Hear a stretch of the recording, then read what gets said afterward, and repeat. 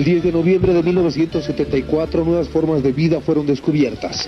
Nuevos misterios extraños a la mente humana fueron develados.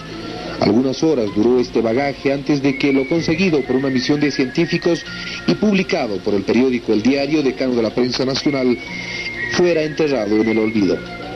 Una misión de científicos europeos a la cabeza del doctor Pitac llegó hasta el lago Titicaca con un pequeño submarino exprofesamente construido para sumergirse en el fondo de las gélidas aguas. Imbuidos de estudios antropológicos y arqueológicos sobre las ruinas de Tiahuanaco y lo que representó su gente, Pitac comenzó su travesía a través del lago Sagrado, muy cerca al santuario de Copacabana. El submarino, luego de algunos minutos, ingresó, según el relato, en una estela oscura que no permitía ver más allá de los instrumentos. Paulatinamente pasó el tiempo, comenzó a observar animales característicos de la zona del océano, los mismos que de alguna extraña manera se habrían adaptado en las aguas del lago Titicaca. Continuó la misión descendiendo. Reclamando el fracaso, el científico se encontró con una sorpresa que marcaría su vida. Tocó tierra. Fue entonces cuando una especie de caverna se iluminó. Pitac describe haber llegado a una zona totalmente seca, misma que era el inicio de una galería tenuemente cubierta de vapores de coloración distintos. Impresionado por el repentino cambio, manipuló sus instrumentos de comunicación para tomar contacto con la superficie, sin tener éxito alguno. El descubrimiento de este paraje en el fondo del lago Sagrado le llamó la atención, pero lo llenó de temor por lo inexplicable del acontecimiento. En medio de las profundidades encontrarse un lugar totalmente seco. Fue entonces que decidió bajar y enfrentar sus temores. No pasaron más de algunos segundos después de tocar tierra cuando empezó a escuchar una voz, descrita por él mismo como gruesa y parca, la misma que le decía: Estás multiplicándose pavorosamente por la carrera del mero sensualismo y comiendo no solo vegetales, sino todos los productos de los reinos inferiores. Cuando el hombre transponga su endero egoísta, herencias de razas superiores, hombres superados, y que gran parte de ellos habitan otros planetas, y al mérito de su evolución, jamás faltará al hombre lugar para habitar en lo inconmensurable del cosmos. Pasado este contacto auditivo, Pitac quedó anonadado por algunos minutos. Asombrado, después de los mismos, pretendió ir más allá de esta estructura rocosa, encontrándose a metros nada más con un laboratorio de máquinas científicas, hasta ahora no conocidas por el hombre. Instrumentos que fueron descritos por él mismo en los varios relatos que llevó adelante como de otras civilizaciones cósmicas. En pocas palabras, encontró un laboratorio extraterrestre. Las máquinas se encontraban funcionando. No pudo ingresar más allá de este paraje. El tiempo y el temor se lo impidió. Retornó prácticamente ese instante a la máquina, al submarino que lo transportaría nuevamente hasta la superficie. Este relato es totalmente verídico. Se encuentra escrito en el periódico El Diario del 10 de noviembre de 1974. Una vez que la misión europea de científicos se enteró de todo el relato que Pitac vivió en el fondo del lago Titicaca, el gobierno boliviano, por algún extraño motivo, le quitó el permiso para continuar investigando en aguas bolivianas. Este fue el motivo por el que simplemente los descubrimientos asombrosos que llevó adelante el europeo quedaron en el olvido. Se encontró en el fondo del Titicaca, lo que nos hace suponer que en estos instantes continúan estas estructuras, una especie de laboratorio científico extraterrestre. Y no se podrá saber hasta que otra misión científica pretenda seguir los pasos de Pitac. El temor del gobierno boliviano a ir más allá de lo actualmente conocido por el hombre impidió que las investigaciones pudieran seguir adelante. Por ahora, simplemente debemos conformarnos con este relato y sabiendo que debajo de las aguas del lago Sagrado existe mucho misterio, misterio aún sin resolver. Estamos solos en el universo.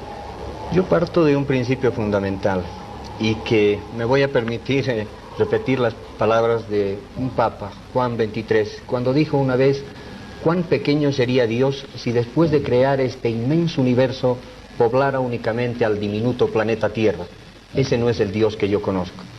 Si tomamos las palabras de un papa y el avance de nuestra ciencia al descubrir cada vez más galaxias, superagrupaciones de galaxias, infinidad de estrellas, trillones de estrellas en el universo, fácilmente nos podemos dar cuenta que no podemos estar solos en el universo. Sería absurdo, tomando en cuenta este análisis del cosmos y del universo, pretender que somos los únicos. Completamente absurdo. No es cierto. Así es. El lago Titicaca, hablábamos hace algunos instantes, presentamos la nota de las inmersiones que hizo Pitac en 1974, que no fue la única experiencia, porque tengo entendido que muchos años antes ya captaba la atención o llamaba la atención de científicos lo que podía significar los misterios ocultos en el lago Titicaca. ¿Usted tiene algunos referentes sobre esto? Evidentemente, en 1968 se realizó la primera expedición hacia el fondo del lago Titicaca. Esta expedición estaba comandada por Jacques Cousteau, el francés, un investigador más que todo francés, que juntamente con su hijo lograron sumergirse en un par de submarinos pequeños. Aclaramos, esto era en 1968. Ya. Y lo que lograron percibir allá fueron ruinas de una civilización muy parecida a las civilizaciones preincaicas, y una serie de descubrimientos que posteriormente fueron dados a conocer no en nuestro país, sino en la República del Perú y posteriormente en Francia. La información que se dio en nuestro país fue mínima al respecto, solamente se mencionaron que habían descubierto algunas vasijas o algunos vestigios de ruinas y nada más. Posteriormente, en noviembre del mismo año, se hizo otra expedición en Cusco por una misión de científicos también peruanos que pudieron determinar lo que era en búsqueda de un platillódromo, lo que llamaban ellos, que a través de la constante aparición de objetos voladores no identificados en el lugar entre Cusco y Puno, que concitó la atención particularmente de la República del Perú, se llevó a cabo otra expedición similar a la que se hizo en el lago Titicaca el mismo año y casi en la misma fecha, 30 días después, y se pudo determinar a través de geólogos que evidentemente había anormalidades en las explosiones que escuchaban los campesinos, que podían ser atribuidas a objetos no conocidos por el hombre por la fuerza y contundencia como se desarrollaban. Años después, en 1974, Pitac ingresa al lago Titicaca. Una de las expediciones más connotadas, perdón que me corte, es la que menciona a Pitac, descubriendo ya cosas y haciendo conocer aspectos que no habían sido relatados y que posiblemente habrían sido percibidos en 1968, y ha sido motivo de una nota que hemos visto anteriormente. Ingresar hasta el fondo del lago Titicaca, encontrar de pronto una caverna totalmente seca, iluminada por vapores de diferente coloración, hace pensar, según algunos artículos que vienen después del 10 de noviembre de ese mismo año, del 74, que podríamos haber, y yo también lo pienso, por eso que le hago la pregunta, podríamos estar hablando de un paralelismo de universos, podríamos estar hablando de una zona abstraída de la realidad en ese instante o en ese lugar, otra definición a tiempo y espacio quizás. Evidentemente esto es sujeto a estudios y vamos a hacer un análisis comparativo con lo que se ha venido a denominar el Triángulo de las Bermudas, que muy bien conocen todos. Este lugar específico tiene características sorprendentemente ajenas a lo que el hombre conoce: desapariciones de aviones, desapariciones de barcos, y las personas mismas que afirman haber estado en situación especial al desaparecer un barco o al desaparecer un avión, han experimentado casualmente lo que este investigador ha experimentado en las profundidades del lago Titicaca. Entonces, si hacemos un poquito de comparación, podríamos estar hablando de algo que comúnmente no se habla, pero que se está estudiando a través de lo que se llaman universos paralelos o dimensiones completamente ajenas a nuestro conocimiento, pero que posiblemente sean ciertas y existan. Se habla mucho entre las teorías que se manejan sobre el fenómeno ovni de que no existe en la relación que ellos tienen una definición concreta de lo que es tiempo y espacio, que ya habrían superado de lejos lo que todavía nosotros estamos tratando de entender.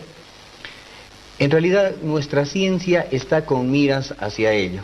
Las teorías que han sido teorías de hace muchos años atrás van cayendo por su propio peso y se van descubriendo que existen otras realidades que nos rodean que son desconocidas actualmente, pero que las vamos descubriendo. Uno de los físicos más grandes de nuestro tiempo, Stephen Hawking, menciona a través de su libro Universos Paralelos y agujeros baby holes, o sea, agujeros negros bebés, llama él, que el viaje en el tiempo es posible, en teoría. ¿Puertas dimensionales? A través de diferentes formas, pero es posible retroceder en el tiempo y avanzar en el tiempo. En teoría sí él lo ha podido demostrar, solo falta llegar a la práctica. O sea, eso nos responde a la posibilidad de que desconocemos muchas cosas que con el tiempo vamos a hacerlas posibles y tangibles. Parece una película de ciencia ficción eso.